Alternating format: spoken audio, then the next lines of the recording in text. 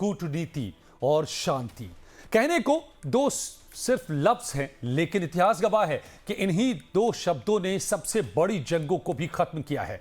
और यही वजह है कि युद्ध भूमि में हम हमेशा कहते आए हैं कि बिना बातचीत के कोई भी संघर्ष न सुलझा है और न कभी सुलझेगा। पहले दौर की वार्ता भले नाकाम रही हो, लेकिन अब एक बार फिर कोशिशें तेज हैं। अमेरिका और ईरान दोनों के बीच दूसरे दौर की बातचीत की जमीन तैयार हो रही है और इस बार मंच बना है पाकिस्तान। ईरान के विदेश मंत्री अब्बास अरागची इस्लामाबाद पहुंच चुके हैं, जहां वो पाकिस्तानी अधिकारियों के साथ अहम बातचीत करेंगे। और इसे अमेरिका ईरान वार्ता की तैयारी के तौर पर देखा जा रहा है। वहीं दूसरी तरफ अमेरिका से राष्ट्रपति डोनाल्ड ट्रंप के विशेष दूत स्टीव विटकॉफ और जेरेड कुशनर भी पाकिस्तान के लिए रवाना हो चुके हैं। हालांकि अमेरिकी उपराष्ट्रपति जेडी वेंस इस दौरे में शामिल नहीं है, उन्हें स्टैंड बाय पर रखा गया है। जरूरत पड़ने पर वो इस्लामाबाद पहुंच सकते हैं। इससे पहले अब्बास अरागची ने पाकिस्तान के सेना प्रमुख कासिम मुनीर और विदेश मंत्री इशाक डार से फोन पर बातचीत की। इस बातचीत में अमेरिका और ईरान के बीच सीजफायर बनाए रखने पर चर्चा हुई। पाकिस्तान इस पूरे घटनाक्रम में एक अहम मध्यस्थ की भूमिका निभा रहा है और उसे उम्मीद है कि इस बैठक के बाद दूसरे दौर की बातचीत का रास्ता साफ हो सकता है।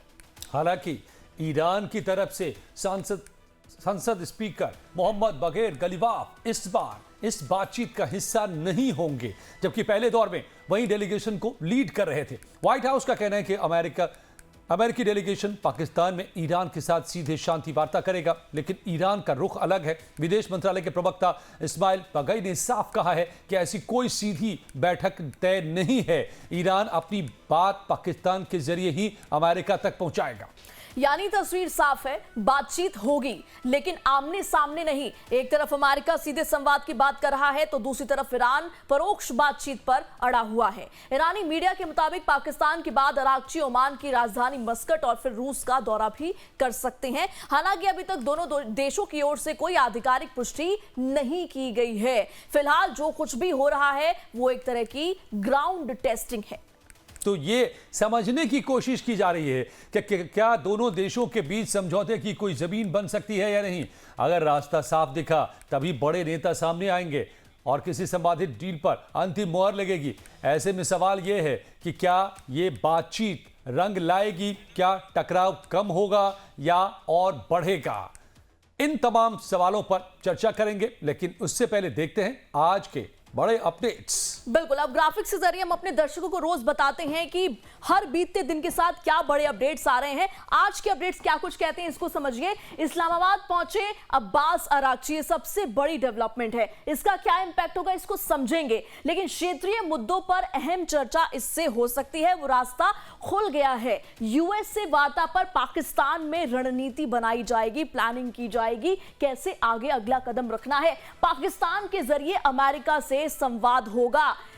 विटकॉफ और कुशनर इस्लामाबाद रवाना हो चुके हैं और साथ ही साथ ईरान का यूटर्न इसे कहा जा रहा है। इसे भी समझेंगे अपने तमाम पैनलिस्ट से कि यूटर्न कैसे हुआ। अमेरिका से सीधी बातचीत से ईरान ने सीधा इनकार कर दिया है। बीच में यानी पाकिस्तान है, वाया पाकिस्तान होगा। पाकिस्तान के जरिए संदेश जाएगा, यानी कि ईरान पाकिस्तान को कहेगा और अमेरिका भी पाकिस्तान को बताएगा। हॉर्मुज पर अमेरिका सख्त है। हर बीतते दिन के साथ जो सख्ती है वो बढ़ती जा रही है। नाकेबंदी जारी रखने का ऐलान कर दिया गया है, यानी कि जब तक क्लियर बातचीत नहीं होगी तब तक जो ब्लॉकेड है वो जारी रहेगा। ईरान चीन ऑयल नेक्सस पर वार। अमेरिका ने देखिए ये भी एक बड़ा वार जरूर किया है। 40 शिपिंग कंपनियां निशाने पर हैं। अब देखिए अजय जी, इसका इंपैक्ट कितना बड़ा हो सकता है इसको समझने की बहुत जरूरत है, क्योंकि एक तरफ ईरान का यूटर्न हम कह रहे हैं कि वो पहुंच चुका है, अब्बास अरागची पहुंचे हैं पाकिस्तान में, लेकिन इधर अमेरिका ने ब्लॉकेड भी नहीं हटाया है। तो अगर ब्लॉकेड नहीं हटा तो ईरान का टोन डाउन कैसे होगा, इसको समझना भी बहुत जरूरी हो जाता है साफ तौर पे। और इसमें देखिए जो आपने दो तीन बातें कही हैं, चीन की 40 शिपिंग कंपनियां निशाने पर हैं। तो जो जब से अमेरिका ने ब्लॉकेट किया है, दरअसल निशाने पर ईरान की इकोनॉमी है, और ईरान की इकोनॉमी को ऑक्सीजन कहाँ मिल रहा था अमेरिकी सैंक्शंस के बावजूद? चीन से मिल रहा था। चीन जो भी ईरान ऑयल सप्लाई करता रहा है उसका 90% करीब चीन को जाता है, जो कि चीन की जरूरतों का करीब 10 से 12% के करीब है जो ऑयल इंपोर्ट करता है चीन। तो यहां से ईरान को ऑक्सीजन मिल रहा था।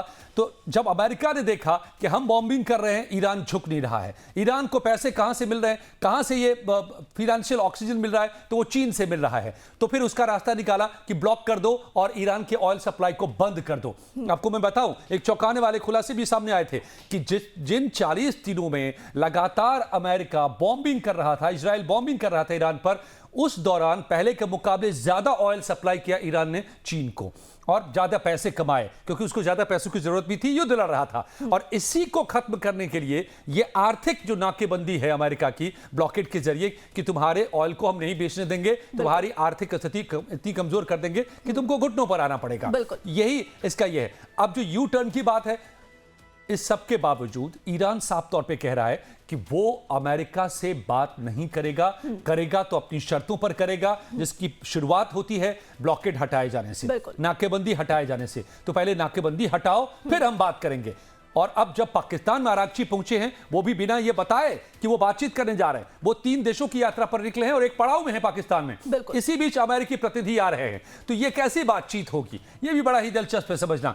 कर्नल शिवदान सिंह प्रेरणा हमारे साथ जुड़ चुके हैं, डिफेंस एक्सपर्ट डॉक्टर इब्राहिम अलूने साहब विदेश मामलों के जानकार, और रिटायर्ड मेजर जनरल अनुज माथुर साहब रक्षा विशेषज्ञ। आप तीनों खास मेहमानों का बहुत बहुत स्वागत है लाइव टाइम्स पर। माथुर साहब, मैं सबसे पहले आपसे शुरू करता हूं, ये कैसी बातचीत की टेबल फिर से सजाने की कोशिश हो रही है कि आरागची निकले हैं 3 देशों की यात्रा पर, पाकिस्तान पहुंचे हैं, उसी वक्त अमेरिका से 2 उनके दूत प्रेसिडेंट के, वही पुराने दूत जो लगातार जरेड कुशनर और विटकॉफ पहुंच रहे हैं। तो फिर कैसी ये बातचीत होगी? वो इनडायरेक्ट बात हो रही है, आमने सामने मिलेंगे नहीं। ये क्या चल रहा है, ये क्या समझ में आ रहा है? जय हिंद अजय, जय हिंद प्रेरणा। देखिए, आपको एक बात मैं साफ तौर पे बता देना चाहता हूं कि जो शुरुआत, जब लड़ाई शुरू हुई थी, तब ऐसा उस समय लग रहा था कि जितना लंबा इस युद्ध को खींचा जाएगा वो ईरान के लिए लाभदायक होगा, ईरान को उसका फायदा मिलेगा और अमेरिका को उसका नुकसान होगा। लेकिन जब से अमेरिका ने इकोनॉमिक ब्लॉकेड लगाया है ओमान की खाड़ी में, और जो भी कोई भी स्ट्रीट इधर से स्ट्रेट ऑफ हॉर्मुज से उसको रोक रखा है उन्होंने, इससे ईरान पर जो आर्थिक बोझ है, आर्थिक प्रभाव बहुत तेजी से बढ़ रहा है। मैं उसकी वजह समझाने की कोशिश करता हूं। कल मैंने आपको स्टैटिस्टिक्स दिए थे इसी समय के कार्यक्रम में पूरे। तो ईरान के ऊपर अब जैसे जो 20% कहते हैं यहां से तेल निकलता था, उस 20% में से लगभग 10-12% तो दूसरे रास्तों से निकलना शुरू हो गया है। ईस्ट वेस्ट कॉरिडोर से सऊदी अरब ने अपना तेल नीचे भेजना शुरू कर। तो मेरा कहने का अर्थ यह है कि बाकी लोगों के ऊपर जितना जबरदस्त इसका प्रभाव, मैं ये नहीं कह रहा कि नहीं पड़ रहा, पड़ रहा है। जितना जबरदस्त इसका प्रभाव पड़ रहा था, उतना प्रभाव उतना जबरदस्त नहीं रह गया, पहली बात। अब सबसे ज्यादा प्रभाव इसका किस पर पड़ रहा है? ईरान के ऊपर, क्योंकि ईरान का तेल अब बाहर नहीं जा पा रहा। अगर चूंकि ईरान का तेल बाहर नहीं जा पा रहा और 90% ईरान का जो तेल था वो चीन में जाता था, तो चीन पर भी प्रभाव पड़ रहा है। तो जो 2 देश इस समय इससे सबसे ज्यादा प्रभावित हैं वो चीन और ईरान है। अब ईरान की आर्थिक स्थिति इतनी दयनीय ऑलरेडी है, आप सोच सकते हैं पिछले 50 दिनों में करीबन 30,000 हमले हुए हैं ईरान के ऊपर। हर उनके इंफ्रास्ट्रक्चर पर हमले हुए हैं, उनकी मिलिट्री कैपेबिलिटीज पे हमले हुए हैं, उनकी मिसाइल ड्रोन कैपेबिलिटी पर हमले हुए हैं। ईरान को आर्थिक रूप से बहुत जबरदस्त तो आप माथुर साहब क्या ये सजेस्ट कर रहे हैं कि अब अमेरिका ने वो स्थिति पैदा कर दी है ब्लॉकेड के जरिए कि ईरान को झुकने पर मजबूर होना पड़ रहा है, और इसीलिए आरागची इस्लामाबाद में है, इनडायरेक्ट टॉक के लिए ही भले सही, लेकिन ये मजबूरी अब उनकी बनती नजर आ रही है? एक लाइन और मुझे बोलने दीजिए, उसके बाद मैं बताऊंगा। वो ये है, देखिए, ये जो परिस्थिति पैदा इसी वजह से हुई है क्योंकि जो आर्थिक बोझ पड़ रहा है अब जो है वो समय ईरान के हाथ से निकल रहा है, और उसका मुख्य कारण ये है कि ईरान अपना तेल ईरान से बाहर नहीं भेज पा रहा। उसका असर कहां हो रहा है ये देखने की आवश्यकता है। असर ये हो रहा है कि उनके कुएं तो लगातार पूरी गति से उत्पादन कर रहे हैं, उसका भंडारण कहां होगा? Where will you stock it? अगर ईरान का तेल बाहर नहीं जाता है और उसके कुएं लगातार जो जितना प्रोडक्शन करते हैं उतना करते रहेंगे, तो मेरे ख्याल से 12-13 दिन में उनके पास स्टोरेज की कोई कैपेबिलिटी नहीं बचेगी। उसकी वजह से उनको बाध्य होना पड़ेगा कि वो अपने उत्पादन को बंद करें, और उत्पादन जब बंद होता है तो उसका जो बहुत जबरदस्त दूरगामी असर उनकी अर्थव्यवस्था पर पड़ेगा, क्योंकि जब आपने एक बार उत्पादन बंद किया, उसको जब दोबारा शुरू करते हैं तो उस लेवल तक पहुंचने में बहुत समय लगता है। तो आने वाला 1-1.5 महीना जो है वो बहुत ज्यादा क्रूशल है मेरे हिसाब से ईरान के लिए। और अगर ईरान का तेल बाहर नहीं जा पाएगा तो ईरान को आर्थिक रूप से बहुत जबरदस्त नुकसान होगा। यही वजह है जो कि 2 दिन पहले तक ईरान ये कह रहा था कि हम किसी कीमत पे किसी भी तरीके से किसी से भी बात करने को तैयार नहीं है। अब आज उनके विदेश मंत्री ऑलरेडी इस्लामाबाद में पहुंच चुके हैं, और ये जो लोग आ रहे हैं अमेरिका से, वो भी वहां पर छुट्टी मनाने नहीं आ रहे हैं। इसका अर्थ ये है कि चाहे इनडायरेक्ट ही सही वो बातचीत पर राजी हुए हैं। उसकी वजह यही है कि उनके जो उनकी मेन स्टे है, 65 से 75% उनकी जो टोटल एक्सपोर्ट इनकम है वो तेल के निर्यात पर निर्भर है। बिल्कुल सही जी। तो इस वजह से वो अरूनी साहब विदेश मामलों के जानकार भी हमारे साथ हैं। इस गुत्थी को आप बेहतर सुलझा सकते हैं डॉक्टर ब्रह्मदीप साहब, कि ये जो अब डिप्लोमेटिक चैनल के जरिए सॉल्यूशन ढूंढने के लिए कर्नल शिवदान सिंह साहब डिफेंस एक्सपर्ट हमारे साथ जुड़े हुए हैं। सर, तो ये जो बैकडोर चैनल कह सकते हैं इसको, डायरेक्ट बात नहीं, ना इसको बातचीत का नाम तक नहीं दिया जा रहा है, विदेश यात्रा का नाम है, 3 देशों की यात्रा का नाम है और यहां पर मुलाकात की तैयारी चल रही है। मगर सवाल है, ये भी खबरें आ रही थी पिछले दिनों जब पहले दौर की बातचीत हुई अंदर खाने, कि चीन ने ही तय करवाया कि पाकिस्तान में बातचीत हो ताकि बातचीत पर भी कंट्रोल चीन का बना रहे और चीन बताए ईरान को कि क्या मानना है क्या नहीं मानना है। और अब जब चीन की इकोनॉमी और चीन के शिप्स को टारगेट अमेरिका कर रहा है ब्लॉकेड के जरिए, तो इस बातचीत में होगा क्या, दिशा क्या होगी, किस तरफ जाएगा? मुठभेड़ तो इस वक्त भी हॉर्मुज में होते नजर आ रहे हैं दोनों तरफ से।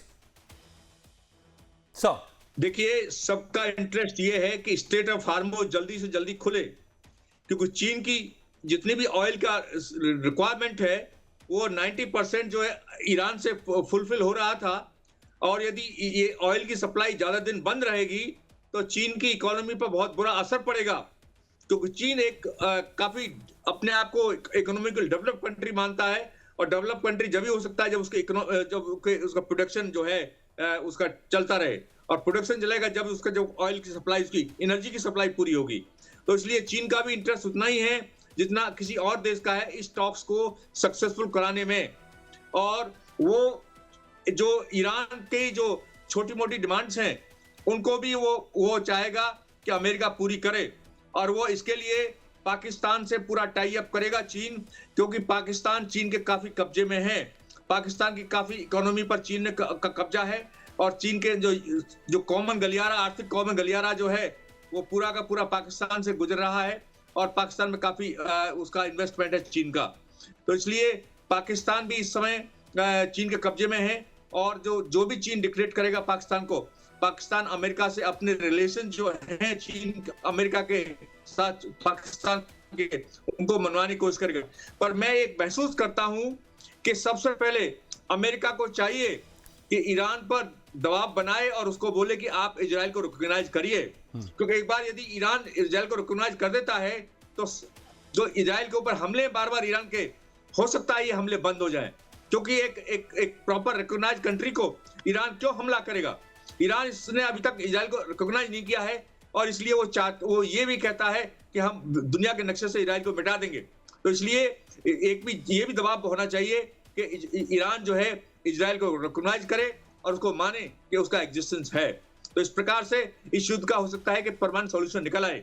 अदरवाइज यदि इजराइल और ईरान का आपस में दुश्मनी चलती रही तो ये जो है एक दूसरे पर कुछ दिन के बाद फिर हमले शुरू हो जाएंगे, और उसके बाद अमेरिका फिर इंटरवेंशन करने की कोशिश करेगा। और इतिहास, मैं यही चाहूंगा, इतिहास यही बताता है, यही होता रहा है यहां पर लगातार। लेकिन माथुर साहब, मैं एक और तस्वीर आपके सामने रखता हूं, एक बड़ी तस्वीर रखता हूं कि ठीक है, क्या ये जो तमाम पार्टीज हैं, और मैं पार्टीज में चीन को भी पार्टी मानता हूं क्योंकि चीन डायरेक्टली इन्वॉल्व है बैकग्राउंड में, ये पूरी दुनिया जानती है, अमेरिकी रिपोर्ट्स बता रहे हैं। इस वॉर में भी पूरी तरह से सपोर्ट कर रहा है और ईरान की मदद कर रहा है, रशिया भी कर रहा है, भले वो सामने से इनकार करते हो।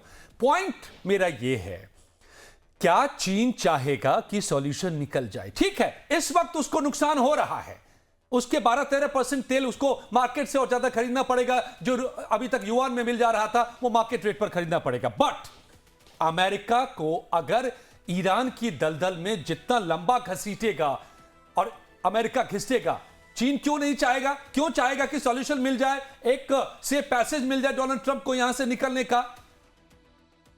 माथुर साहब। अजय देखिए, अजय चीन, एक सेकंड। हाँ, तो चीन का देखिए, मैं आपको एक बात बिल्कुल साफ बताता हूं कि चीन क्या चाहता है, वो उस पर इतना ज्यादा अभी आधारित चीज नहीं है।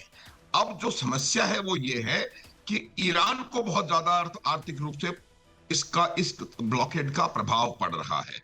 चीन के साथ और कुछ समस्याएं भी हैं। चीन के कुछ मिनरल्स यहां से वो लेता है, हीलियम यहां से लेता है, और भी उनकी जो इंडस्ट्रीज हैं वो इसके साथ बहुत ज्यादा तरीके से इसमें इफेक्ट हो रही हैं। चीन ये नहीं चाहता कि अमेरिका यहां से निकल जाए, लेकिन चीन निश्चित रूप से ये चाहता है कि किसी ना किसी प्रकार से जो व्यापार पश्चिम एशिया से चीन का या बाकी दुनिया का चल रहा था वो दोबारा शुरू हो। आपको मैं फिर आंकड़े देता हूं कि चीन का ईरान के साथ व्यापार लगभग $30 बिलियन का है, और वो मेनली तेल है। उसके अलावा लगभग $300 बिलियन का व्यापार वो पूरे पश्चिम एशिया से करता है, जिसमें इजराइल भी शामिल है, और इजराइल से उसका $15 बिलियन का व्यापार सालाना है। तो इस सिर्फ तेल को न देख करके अगर हम इसको ओवरऑल जो चाइना की इकोनॉमिक्स को देखेंगे तो आपको पता पड़ेगा कि इस हॉर्मुज के बंद होने से जो ईरान और चीन का व्यापार था वो तो प्रभावित है ही, लेकिन जो चीन का सऊदी अरब के साथ, बहरीन के साथ, कतर के साथ, इराक के साथ, यूएई के साथ, ओमान के साथ, इजराइल के साथ, ये जो व्यापार है वो भी बहुत ज्यादा प्रभावित हो रहा है, और बहुत क्रिटिकल जो चीजें वहां से आती हैं। तो चीन भी कहीं ना कहीं चाहता है कि ये युद्ध रुके, और ये अमेरिका का क्या हो उससे उसको कोई अंतर नहीं पड़ रहा है। उसको अंतर यह पड़ रहा है कि स्ट्रेट ऑफ हॉर्मुज खुले और व्यापार दोबारा सुचारू रूप से प्रारंभ हो, और ये जब तक अमेरिका का वहां पर ब्लॉकेड लगा रहेगा तब तक ये संभावना बहुत क्षीण है। ना ईरान को ये मंजूर होगा, ना चीन को। आने वाला समय बताएगा। लचीलापन ईरान के उसके अंदर हम ऑलरेडी देख रहे हैं।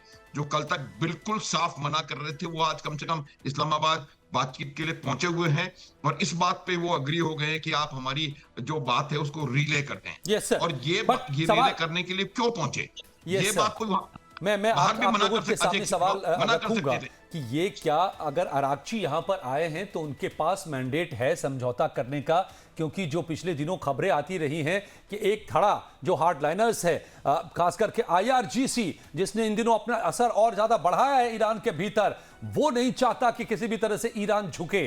तो क्या मैंडेट, फुल मैंडेट लेकर आ रहे हैं क्या अरागची? जो बात करेंगे उस पर मुहर ईरान की तरफ से लग पाएगी क्या सभी ईरान में एक मत होंगे उस पर? ये तमाम सवाल अभी भी हैं जो आपसे हम समझेंगे, लेकिन तस्वीरें क्या है? हॉर्मुज दुनिया की तेल का लाइफलाइन है, और अब यही बना है सबसे बड़ा टकराव का केंद्र। डोनाल्ड ट्रंप आर पार के मूड में हैं और पिछले 24 घंटे में उन्होंने ऐसे 4 बड़े फैसले लिए हैं जो ईरान पर चौतरफा दबाव की तस्वीर दिखाते हैं। स्ट्रेट ऑफ हॉर्मुज, जहां से दुनिया का करीब 20% तेल गुजरता है, ये वही रास्ता है जिसकी एक हलचल पूरी वैश्विक अर्थव्यवस्था को हिला सकती है। पिछले 24 घंटे में अमेरिका ने 4 बड़े कदम उठाए हैं, और इनका सीधा संदेश है ईरान पर दबाव अब और बढ़ेगा। एक एक करके हम आपको तमाम बताते हैं। पहला कदम, हॉर्मुज में बिछाई गई बारूदी सुरंगों को हटाने का अभियान तेज कर दिया गया है। अमेरिकी माइन स्वीपर्स अब 3 गुना रफ्तार से काम कर रहे हैं।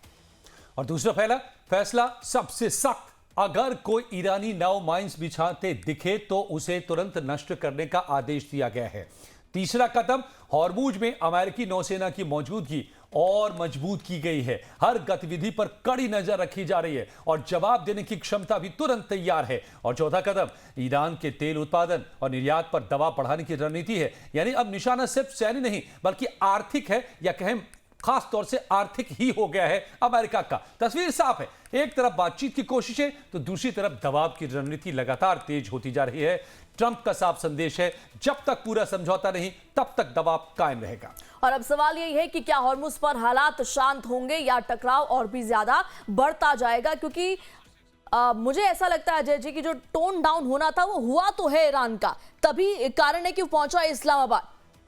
देखिए, जब भी कभी नेगोशिएशन का दौर होता है तो दोनों तरह की पोस्चरिंग होती है और ये बहुत ही स्टैंडर्ड कहें तो तरीका होता है। हर देश दोनों काम करता है। अगर समझौते के लिए एक तरफ की बात संकेत देते हैं, दूसरी तरफ कड़ाई भी दिखाते हैं ताकि नेगोशिएट कर सके। ये दोनों तरफ से पोस्चरिंग का काम चल रहा है। लेकिन ईरान का मामला थोड़ा कॉम्प्लिकेटेड है। कर्नल शिवदान सिंह साहब, डिफेंस एक्सपर्ट हमारे साथ जुड़े हुए हैं और माथुर साहब, रिटायर्ड मेजर जनरल, हमारे साथ जुड़े हुए हैं। कर्नल साहब, ईरान का मसला थोड़ा कॉम्प्लिकेटेड है। वहां पर अलग अलग पावर्स हैं, अलग अलग इवन की आर्मीज है। अब IRGC है जो पूरी तरह से मुस्तफा खामनेई की एक रेडिकल आर्मी है और वो झुकने को तैयार नहीं है। वो ईरान से, अमेरिका से समझौता नहीं करना चाहता। वहां से कड़े संदेश आ रहे हैं। ये सिर्फ पोस्चरिंग है या फिर अराक्ची साहब को मैंडेट मिल गया है होल ऑफ ईरान से कि ठीक है जाइए, अगर कोई बात बनती है तो आप समझौता कराइए? देखिए, जो उनके प्रतिनिधि आए हैं ईरान के, वो पूरा मैंडेट लेके ही आए हैं और जो भी कदम ईरान से बाहर उठाया जा रहा है वो IRGC के अप्रूवल के साथ ही है। एक बार मैं बताना चाहता हूं कि ईरान की जो एक्चुअल पावर है वो IRGC के हाथ में ही है। IRGC का रोल बाहर की डिफेंस करने का नहीं है, वो केवल इंटरनल डिफेंस के लिए है IRGC। और इंटरनल डिफेंस का मतलब क्या है कि वो जो सत्ता है वहां की, उस पर उसका पूरा कंट्रोल है। और इसी वजह से ये जो इतना जो सख्ती दिखाई है ईरान ने अपने एटीट्यूड में अमेरिका के खिलाफ, वो केवल यही है कि IRGC ने इसको जो भी मैंडेट IRGC देता रहा है वही उसके नेता बोलते रहे हैं। तो इस प्रकार से IRGC, मगर इस वक्त IRGC को भी रियलाइज हो गया है कि ईरान किस सिचुएशन में आ चुका है। वो टोटली ब्लॉकेड हो चुका है, उसकी आर्थिक स्थिति चारों तरफ खराब हो चुकी है, उसका आधारभूत ढांचा पूरी तरह डैमेज हो चुका है। और जैसा कि जनरल साहब बता रहे हैं, यदि उसका ऑयल का एक्सपोर्ट नहीं खुला तो कहां स्टोरेज होगा उसका ऑयल का और कहां उसकी इकोनॉमी पहुंचेगी, क्योंकि इन कंट्रीज के पास और कोई रिसोर्स नहीं है।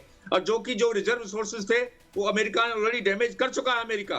तो इस प्रकार इस वक्त ईरान को फाइनेंशियली बहुत ज्यादा जरूरत है पैसे की, और ये पैसा जब तक नहीं आ सकता जब तक कि ये स्टेट ऑफ हॉर्मुज नहीं खुलता है। इसलिए जो भी कंडीशन अमेरिका रखेगा उसको थोड़ा घना मॉडिफाई करके ईरान शायद इन कंडीशन को एक्सेप्ट कर ले। और अमेरिका की कंडीशन एक ही है कि ईरान अपना यूरेनियम जो इनरिच्ड है, यूरेनियम प्रोग्राम बंद करे और जो भी इनरिच यूरेनियम है उसे किसी दूसरे कंट्री को हैंड ओवर करे। इसमें थोड़ा घना मॉडिफिकेशन करके हो सकता है ईरान इसको एक्सेप्ट कर ले।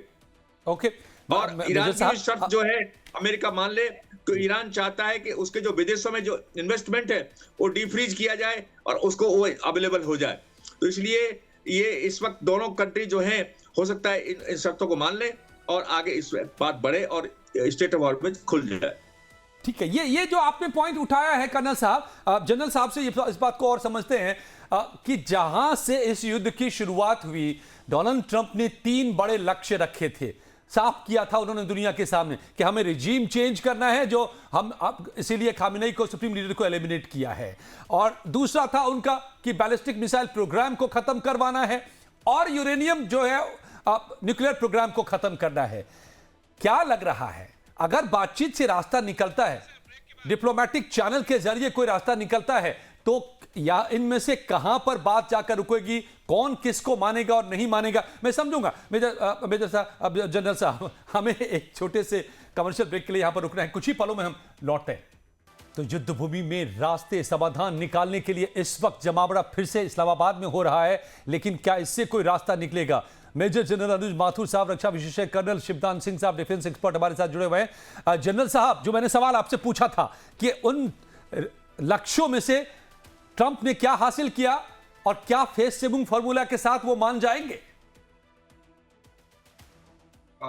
अजय देखिए, मैं आपको एक बात बताता हूं कि लक्ष्य जो उन्होंने बताए थे वो तीन थे, लेकिन जो असल लक्ष्य उनका था वो जो मेरी मेरी समझ से वो ये था कि वो ईरान अपनी भौगोलिक परिस्थिति की वजह से दुनिया के सर्वाधिक संसाधन संपन्न इलाकों क्षेत्रों में से एक के केंद्र में स्थित है। ये जो और उसकी वजह से ईरान तमाम संसाधनों को कंट्रोल कर सकता है, जो कि आपने आज देख लिया कि किस प्रकार से वो कंट्रोल उनको कर सकता है। आज जिस तरह से पूरे पश्चिम एशिया के संसाधनों पर ईरान का कहीं ना कहीं ऐसा कंट्रोल नजर आ रहा है, जिसकी स्ट्रेट ऑफ हॉर्मुज की वजह से। अब उन संसाधनों पर अमेरिका को अपना कंट्रोल चाहिए था। अगर पूरी तरह से अपना कंट्रोल नहीं भी हो तो वो ये चाहता था कि ईरान का कंट्रोल पूरा उसके ऊपर ना रहे। ये एक इंपॉर्टेंट इशू था।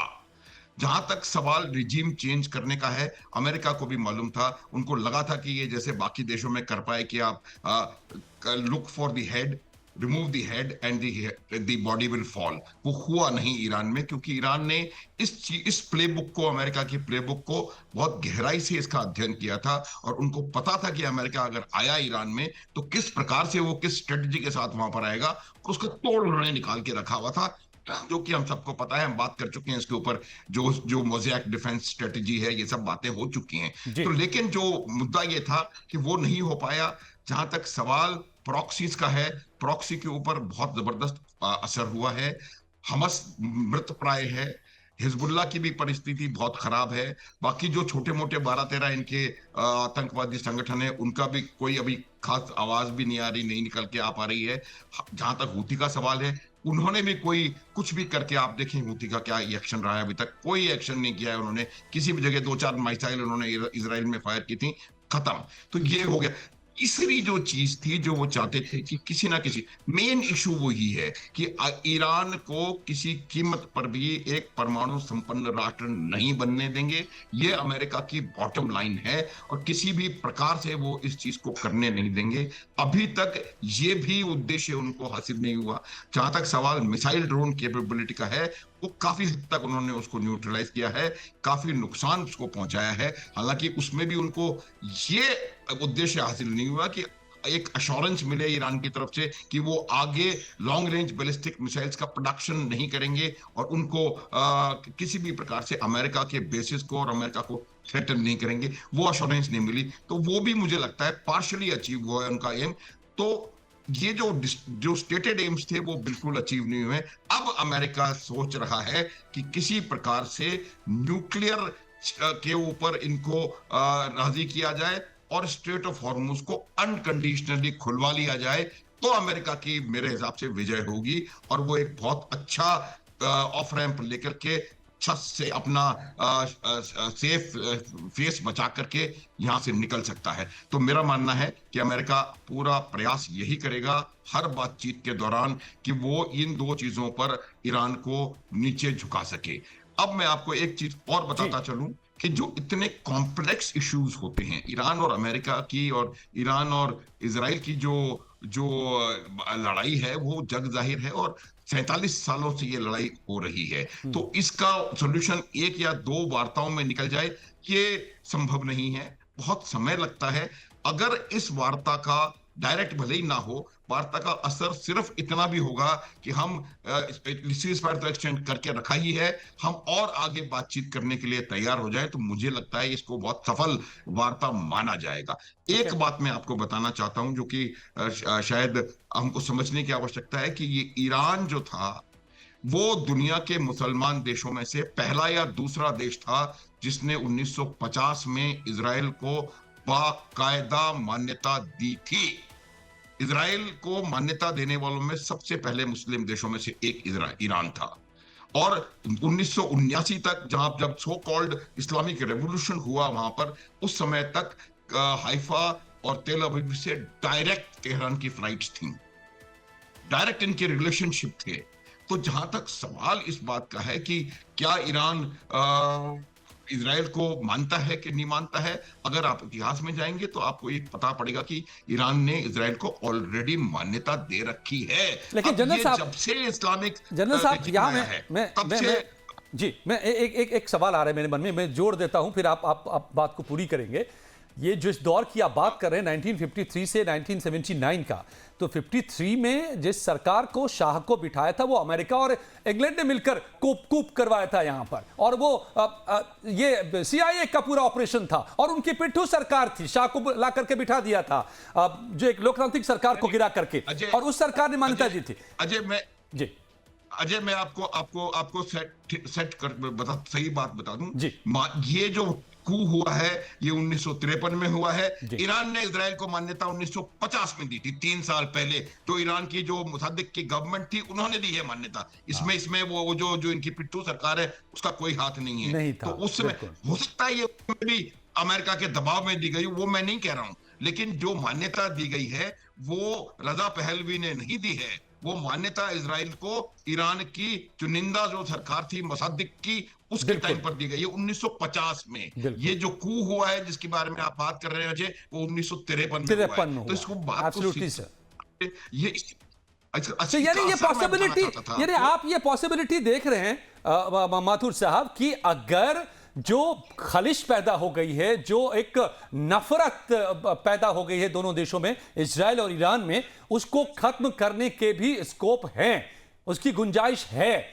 यही मैं कहना चाह रहा था कि अगर ये ईरान में इस प्रकार का लचीलापन आ जाएगा कि वो इजराइल के वजूद को मानना शुरू कर दें और जो 2 स्टेट सॉल्यूशन है इजराइल फलस्तीन का, उसको मानना शुरू कर देंगे, क्योंकि उसके अलावा फलस्तीन के कोई भी सॉल्यूशन नहीं है। आपको 2 स्टेट सॉल्यूशन मानना पड़ेगा, और अमेरिका और इजराइल भी इस बात को मानता है 2 स्टेट सॉल्यूशन। हालांकि उन्होंने अब क्योंकि लड़ाई इस समय चल रही है और जो 7 अक्टूबर 2023 को हुआ उसके बाद से हालात बहुत ज्यादा बिगड़ गए हैं, तो क्या उनका स्टैंड रहेगा, लेकिन उस हिस्से का सॉल्यूशन सिर्फ एक है और वो 2 स्टेट सॉल्यूशन है। और जब वो हो जाएगा, जब ईरान इस बात को मानने लगेगा कि इजराइल का वजूद है और इजराइल को वहां रहने की इजाजत है, 2 ही देश हैं ईरान और पाकिस्तान जो इजराइल के वजूद को नहीं मानते हैं, ठीक है, तब कहीं जाकर के हमको लगता है सुधरने की आवश्यकता है।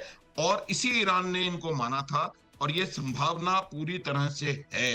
और अगर ऐसा हुआ और पोस्ट कॉन्फ्लिक्ट, तो यही परमानेंट सॉल्यूशन का एक रास्ता हो सकता है और इसकी गुंजाइश है कर्नल शिवदान सिंह साहब। लेकिन इस वक्त के हालात की हम बात करें तो हॉर्मुज में गोलीबारी चल रही है, रह रहकर मुठभेड़ चल रही है। कभी ईरान IRGC की नेवी गोलियां दाग रही है, 2 शिप को अभी भी कैप्चर करके रखा हुआ है। उधर मुहाने पर अमेरिका का ब्लॉकेड है। ईरान कह रहा है कि पहले ब्लॉकेड खोलो फिर बातचीत हम शुरुआत करेंगे, उससे पहले बातचीत नहीं। हमारे जो जब्त की हुई संपत्तियां हैं उनको पहले वापस करो, हमारे जो सैंक्शंस हैं उनको पहले हटाओ, तब हम बातचीत शुरू करेंगे। क्या लगता है आपको? बहुत सारे लेयर्स हैं जिनको पार करना होगा अगर कोई बात बनानी है तो। देखिए, ईरान का एक तो मैं ये बताना चाहता हूं कि ईरान सीधी बात क्यों नहीं करना चाहता अमेरिका से। वो सोचता है कि शायद सीधी टॉक्स में अमेरिका के प्रतिनिधि उसको उनको प्रभावित करके उनसे बातें मनवा लें टेबल पर। इसलिए वो अपनी जो वर्डिक्ट अपने लिए लाए हैं वो अपने IRGC से या अपने रूलर से उनको चुपचाप अपने पास रखे बैठे हैं और वो पाकिस्तान के थ्रू अपनी बातों कम्युनिकेट कर रहे हैं। मगर जो आपने बोला है 3-4 कंडीशंस जो हैं, इन कंडीशंस में अमेरिका को भी सॉफ्ट होना पड़ेगा और इधर ईरान को भी सॉफ्ट होना पड़ेगा, दोनों साइड से। क्योंकि ईरान ने भी रियलाइज कर लिया है कि कितना डैमेज अमेरिका ने उसका कर दिया है, और अमेरिका को भी अब अपनी पोजीशन को यहां से निकालने के लिए तकलीफ हो रही है। वो भी चाहता है कि अपना फेस सेविंग करके यहां से निकला जाए, क्योंकि पूरी दुनिया से अमेरिका को क्रिटिसिज्म मिल रहा है और उसकी अपनी कंट्री में भी उसे क्रिटिसिज्म है।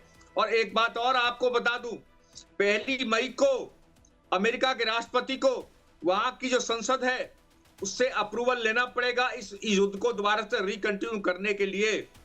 तो यदि और शायद जिस पर के हालात अमेरिका के बने हुए हैं, वो वहां की संसद शायद उसको ट्रंप को इस अप्रूवल को ना दे।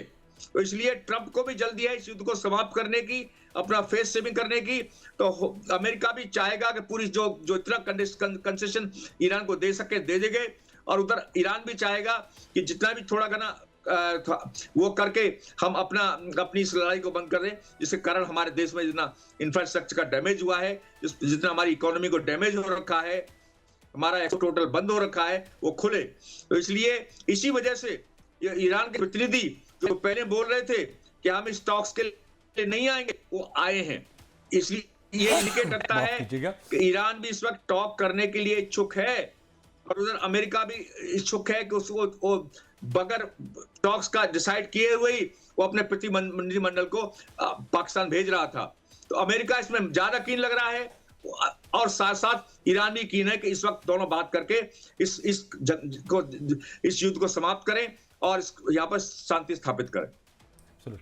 बिल्कुल बिल्कुल। तो प्रेरणा, जो इस वक्त की तस्वीर उभर रही है, बिल्कुल चाहे वो हॉर्मुज हो, चाहे युद्ध का मैदान हो या बातचीत का टेबल पर हो, हर जगह पे बिल्कुल दोनों ही तने हुए नजर आ रहे हैं। लेकिन दोनों की जरूरत बनती नजर आ रही है कि अब कहीं ना कहीं से ये शांति हो, समझौते का रास्ता निकले। तो हो कैसे, वो फॉर्मूला क्या हो, ये इस वक्त सबसे बड़ा सवाल है। और अब हम इसी पर बात करेंगे, कुछ ही पलों में समझेंगे मेजर जनरल साहब से भी और कर्नल साहब से भी कि क्या वो फॉर्मूला हो सकता है अमेरिका जिससे फेस सेविंग अपना महसूस कर ले और ईरान का ईगो भी सैटिस्फाई हो जाए। वो कौन सा फॉर्मूला क्रैक हो सकता है, क्लिक हो सकता है? कुछ ही पलों बने रहिए हमारे साथ। वैश्विक तेल बाजार में अमेरिका ने एक बार फिर बड़ा दांव खेल दिया है और इस बार निशाने पर है रूस और ईरान। अमेरिका के वित्त मंत्री स्कॉट बेसेंट ने साफ कर दिया है कि अब न रूस को छूट मिलेगी और न ही ईरान को कोई राहत। यानी ऊर्जा कूटनीति में वॉशिंगटन का रुख अब और सख्त हो गया है। स्कॉट बेसेंट ने कहा है कि समुद्र में मौजूद रूसी तेल और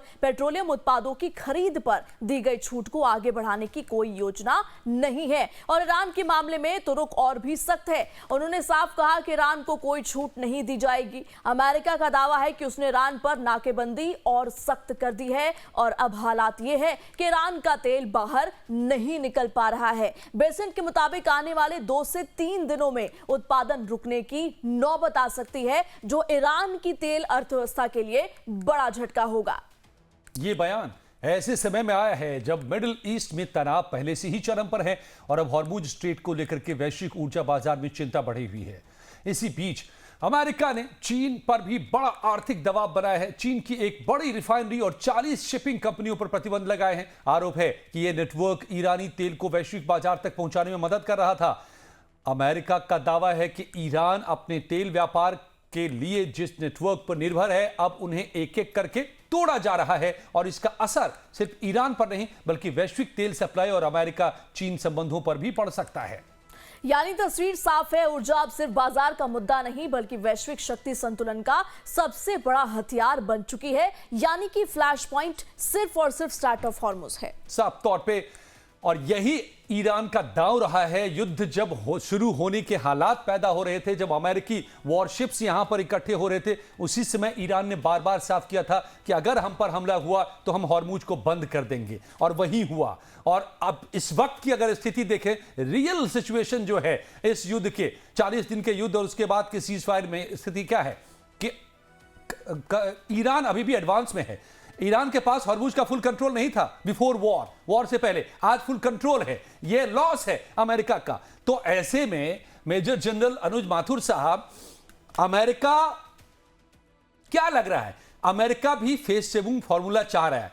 प्रेसिडेंट ट्रंप पर बहुत बड़ा दबाव है, उनके सामने इलेक्शन है, महंगाई है, $7-8 तक पहुंच गया है पर गैलन। वहां पर पेट्रोल हाहाकार है, महंगाई को लेकर के लोग सड़क पर उतर रहे हैं, तो प्रेशर उनके ऊपर है। और स्थिति यह है कि वाइस प्रेसिडेंट स्टैंड बाय में रहते हैं कि ईरान हां कहेगा तो उड़ेंगे, नहीं हां कहेगा तो नहीं उड़ेंगे। यानी ईरान अब तय कर रहा है कि बातचीत होगी कि नहीं होगी, कब होगी, किन शर्तों पर होगी। ऐसे में प्रेसिडेंट ट्रंप की भी मजबूरी है कि कोई फेस सेविंग फॉर्मूला मिल जाए कि हार का तमगा नहीं लगे और समझौता हो जाए, युद्ध से बाहर निकले। देखिए अजय, मैं आपको एक चीज बताना चाहता हूं, ये मैं कह चुका हूं आपके चैनल पे पहले भी, दोबारा रिपीट करूंगा कि अमेरिका एक ऐसे युद्ध में फंस गया है जो शायद मिलिटरीली उसको जीत नहीं सकता, उसको बंद नहीं कर सकता, क्योंकि दबाव उसके ऊपर बहुत ज्यादा है। जो उनके उद्देश्य थे उनमें से एक भी हासिल नहीं हुआ है और उससे निकल भी नहीं सकता, क्योंकि अगर वो यहां से निकलेगा और ईरान की शर्तों पे वो निकलना उसको की मजबूरी हो जाएगी, तो पूरे पश्चिम एशिया से उसको अपने बेसिस को बंद करके जाना होगा। और ऐसे हालात में एक, इसको मैं अंग्रेजी में कहूं तो इकोनॉमिक कैटास्ट्रोफी होगी अमेरिका के लिए। तो किसी भी सूरत में यहां से पूरे पश्चिम एशिया को छोड़ के जाने का अमेरिका के लिए कोई प्रश्न ही नहीं उठता। तो जब तक ये एंड स्टेट रहेगी तो मुझे लगता है कि ईरान को जो लचीलापन दिखाने की जरूरत है वो इन शर्तों पर लचीलापन दिखाने की जरूरत है कि आप अमेरिका को यहां से पूरी तरह से जाने के लिए ना कहें। आप देखिए, अमेरिका को यहां से अगर आप ये उम्मीद करते हैं कि अमेरिका यहां से पूरी तरह से शर्मिंदा होकर के और पूरी तरह से हार करके और बाकी बेसिस को बंद करके चला जाएगा, मेरे को नहीं लगता कि ये संभव है। और अमेरिका के पास आज भी इतनी मिलिट्री माइट है कि वो ईरान को बहुत ज्यादा नुकसान पहुंचा सकता है। आर्थिक रूप से निश्चित रूप से नुकसान ऑलरेडी हो रहा है ब्लॉकेड की वजह से। इस ब्लॉकेड को कंप्लीट कर दें। अगर ये ब्लॉकेड इफेक्टिव रहेगा तो मैं गारंटी दे रहा हूं कि ईरान को 13-12 दिन के अंदर अंदर घुटनों पे आना पड़ेगा, वरना ईरान तहस नहस हो जाएगा। कल मैंने आपको एक व्यक्ति का नाम लेकर के बताया था, वो एक Sunni political leader, active cloud holder हैं ईस्टर्न ईरान के, और वो वहां की एक बड़ी आवाज है सिस्तान बलूचिस्तान वाले इलाके में। उन्होंने एक ये बात कही है, उनका जो बयान है वो ये कहता है कि आज ईरान के आसमान पर पूरी तरह से दुश्मनों का कब्जा है, उनके एयर डिफेंस लगभग खत्म हो चुकी है, इतना डिवास्टेशन हो चुका है, इंफ्रास्ट्रक्चर का नुकसान हो चुका है। तो वो ये उनको कह रहे हैं, जो ईरान की आज की जो डिस्पेंसेशन है उनको, कि भाई आप जाकर के भगवान को, अल्लाह को क्या मुंह दिखाएंगे कि आपने ईरान को पूरी तरह से तबाह बर्बाद करवा दिया। अर्थ कहने का ये है कि इस प्रकार की आवाजें आनी शुरू हो गई हैं, और अगर 10 दिन और ये पूरा ब्लॉकेड लगा रहा तो ईरान में हाहाकार होगा।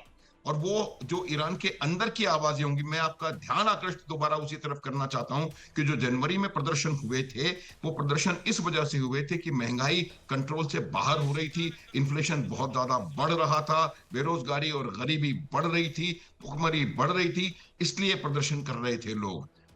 वर्षों के, दशकों के आर्थिक कुप्रबंधन के खिलाफ प्रदर्शन कर रहे थे। वो 40-42% इन्फ्लेशन पर ये हाल था। अब जिस प्रकार की परिस्थिति अगर ये बनी रही तो 10 से 12 दिन में इन्फ्लेशन शायद 150% तक पहुंच जाए वहां का। और जब वो हालात होगी तो आप देख सकते हैं कि उसकी जो आवाम है उनका क्या रिएक्शन हो सकता है। शायद अमेरिका इसी चीज पर काउंट करने की कोशिश कर रहा है, तो ये आने वाला समय बताएगा। लेकिन एक बात निश्चित है कि 2-3 ऑप्शंस मेरे को जो दिखाई दे रहे हैं, उनमें से एक ऑप्शन ये है कि ईरान को इस बात के लिए एग्री करना पड़ेगा कि कुछ समय के लिए, ईरान, अमेरिका चाहता है 20 साल, ईरान कह रहा है 5 साल, कुछ समय के लिए उसको अपने परमाणु संवर्धन कार्यक्रम को पूरी तरह से बंद करना पड़ेगा। और जो HEU है, हाईली एनरिच्ड यूरेनियम, वो उनको देना पड़ेगा। ये शर्त अमेरिका की है कि मुझे दे दो, लेकिन किसी न्यूट्रल कंट्री को, वो भी ईरान मानने को तैयार नहीं है। तो शायद एक पॉसिबिलिटी ये हो सकती है कि उसका जो एनरिचमेंट है उसके लेवल को नीचे, इंप्योरिटीज मिला करके उसको नीचे लाया जाए और इस बात का यकीनी तौर पर उसको लाया जाए। तो ये भी एक संभावना है। तो अमेरिका इस जगह पर बातचीत करने को शायद तैयार हो जाए। और रिजीम चेंज की जहां तक बात है, वो ज्यादा दबाव पड़ेगा तो हो सकता है वो रिजीम चेंज के बारे में बात करें, लेकिन वो मुझे संभावना नजर नहीं आ रही। तो मुझे ये लग रहा है कि एक थोड़ा सा कमजोर, ज्यादा कमजोर नहीं कहूंगा, थोड़ा सा मिलिटरीली वीकेंड ईरान और HEU को, हाईली एक्सप्लोसिव यूरेनियम को दूसरे को, अमेरिका को या किसी दूसरे देश को देना, और वहां पर एक पॉपुलर गवर्नमेंट को एस्टेब्लिश करना, ये बातें होंगी तो अमेरिका के लिए आसान हो जाएगा यहां से निकल के जाना। ठीक है, तो अब कर्नल शिवदान सिंह साहब, आखिरी मिनट में हैं हम लोग। आपको क्या लगता है कि कुछ रास्ता निकल के आ पाएगा इस बार इस इनडायरेक्ट बातचीत में इस्लामाबाद से, जो फिर एक बार टेबल सजाई जा रही है? देखिए, जिस प्रकार से पाकिस्तान को इस बात के लिए तैयार किया गया है कि टॉक्स को कंडक्ट कराए और इसको अमेरिका को इसमें से निकालने की कोशिश करे, क्योंकि अमेरिका की कृपाओं से ही ईरान चल रहा, पाकिस्तान की इकोनॉमी चल रही है। आपको पता है कि IMF के पूरे जो इंस्टॉलमेंट सब अमेरिका दिलवा रहा है, वर्ल्ड बैंक से पूरा दिलवा रहा है। तो पाकिस्तान का भी उतना ही इंटरेस्ट है अमेरिका को बचाने में जितना कि अमेरिका खुद का है।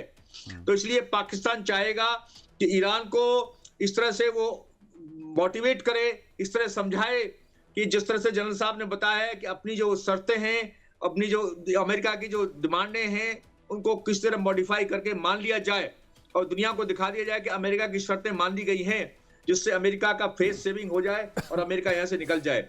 और अमेरिका इस वक्त पूरी तरह से ये चाहता है कि युद्ध के उससे जो उसमें फंस गया था, उसका कोई उसका एम नजर नहीं आ रहा था क्लियर कट, और इसलिए अब अमेरिका इस युद्ध से निकल जाए, क्योंकि इसकी बहुत क्रिटिसिज्म अमेरिका ने पूरे विश्व में देख ली है और पूरे नेटो कंट्रीज ने भी अमेरिका को मना कर दिया है सपोर्ट करने से, यूरोपियन यूनियन ने भी मना कर दिया है। तो इसलिए अमेरिका जो है बिल्कुल अलग थलग पड़ा हुआ है और वो चाहता है कि इससे निकल जाए। तो इसलिए उसने पाकिस्तान के जरिए उसके प्रतिनिधिमंडल पर, ईरान के प्रतिनिधिमंडल पर दबाव डालेगा, जिससे कि उसकी शर्तों को मॉडिफाई करके मान ले और अमेरिका का फेस शिपिंग करते हुए अमेरिका इस युद्ध से बाहर निकल जाए, और जाकर के जिससे कि अमेरिका कह सके कि उसने जो युद्ध शुरू किया था वो अपनी शर्तों पर ही उससे निकल के आया है। यानी आप दोनों जो एक्सपर्ट हमें बता रहे हैं कि दोनों ही खेमा इस वक्त अलग अलग वजहों से लेकिन दबाव में है, और अब दोनों की जरूरत बन चुकी है कि कहीं ना कहीं जाकर कॉम्प्रोमाइज हो, ये कॉन्फ्लिक्ट का सिचुएशन जो बना हुआ है वो खत्म हो, ताकि दोनों को राहत मिल सके। और ये वो वजह हो सकती है जिसकी वजह से दोनों ही कहीं ना कहीं जाकर किसी समझौते पर राजी हो पाए, यानी उसकी सूरत बनती नजर आ रही है। बहुत बहुत धन्यवाद कर्नल शिवदान सिंह साहब, मेजर जनरल अरुल माथुर साहब रिटायर्ड, बहुत बहुत शुक्रिया आप दोनों का हमारे साथ जुड़ने के लिए। प्रेरणा, तो लगता है कि समझौते की गुंजाइश बनती नजर आ रही है। बिल्कुल गुंजाइश तो है, लेकिन देखने वाली बात ये होगी अजय जी कि कल क्या होता है, क्योंकि हर बीतते दिन के साथ कुछ बड़ा अपडेट आता है, कभी टोन डाउन होता है, कभी इधर प्रेशर भी है और इधर टैक्टिक्स भी है। तो कुल मिलाकर देखने वाली बात ये होगी किसका परिणाम अंत में भारी होता है। बहरहाल कल फिर लौटेंगे इसी वक्त पर, आप देखते रहे लाइव टाइम्स।